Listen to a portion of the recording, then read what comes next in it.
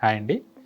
చాలామంది అడిగే క్వశ్చన్ ఏంటంటే, మన ఎముకలు గట్టిగా ఉండడానికి ఏం చేయాలి? ఎయిదర్ అబోవ్ 30 ఆర్ 40 ఏజ్ తర్వాత మన బోన్ స్ట్రెంత్ మెయింటైన్ చేయడానికి ఏం చేయాలనేది చాలామంది ఫ్రీక్వెంట్‌గా అడిగే క్వశ్చన్ అండి. నేను మీ doctor Harish Kattamadi, consultant robotic knee replacement surgeon, Srikara hospitals, Vijayawada.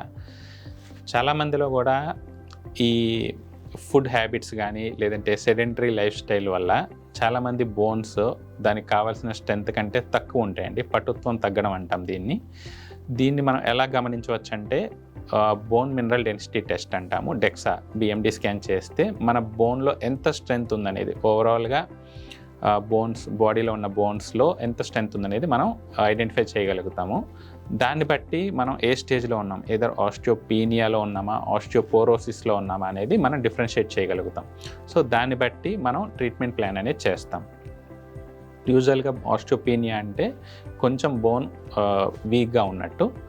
దీంట్లో ఏంటంటే మనం ఎయిదర్ కాల్షియం సప్లిమెంట్స్ ద్వారా కానీ, లేదంటే food habits, calcium rich foods like milk, dairy products, ragi, nuts, spinach, so ఇలాగ గ్రీన్ లీఫీ వెజిటబుల్స్, వీటిల్లో మనం ఎక్కువ కాల్షియం చూస్తాము. సో కాల్షియం రిచ్ ఫుడ్స్ తీసుకోవడం వల్ల plus minimal calcium maintenance doses either 500 mg కానీ 1000 mg కానీ along with vitamin D3 supplementation ఇవ్వడం వల్ల కొంచెం మనం ఈ బోన్ స్ట్రెంత్ అనేది ఇంప్రూవ్ చేసుకోవడానికి ఉంటుంది.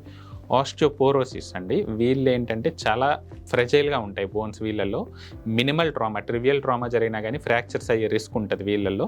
సో చాలామంది చెప్తారు, నేను నుంచొని నడుచుకుంటూ వెళ్తున్నాను, టప్మన్ సౌండ్ వచ్చింది, నేను పడిపోయానంటారు. సో అవి ఆస్టియోపోరోటిక్ ఫ్రాక్చర్స్. వాళ్ళకి పడకుండానే వాళ్ళకి ఫ్రాక్చర్ అయిపోయి దానివల్ల పడిపోతారు.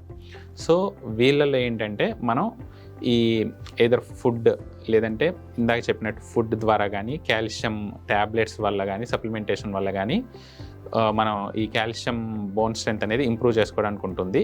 సో అది కాకుండా రీసెంట్గా వచ్చిన అడ్వాన్సెస్ ఏంటంటే అండి, PTH injections, parathyroid hormone injections and denosumab. వీటి వల్ల ఏమవుతుందంటే ఈ ఇంజెక్షన్స్ వల్ల మనం బోన్ స్ట్రెంత్ అనేది తొందరగా ఇంప్రూవ్ చేసుకొని ఆ రిస్క్ అనేది మనం ఫ్రాక్చర్ రిస్క్ అనేది తగ్గించడానికి ఛాన్సెస్ ఎక్కువగా ఉంటాయి. సో ఈ పారాథైరాయిడ్ హార్మోన్ అండ్ ఈ డినోసుమాబ్ రెండు కలిపి ఇవ్వడం వల్ల మనకి ఈ bone mineral density, bone strength అనేది తొందరగా పెరిగి మనం ఫర్దర్ కాంప్లికేషన్స్ని ప్రివెంట్ చేయడానికి ఉంటుంది. Thank you.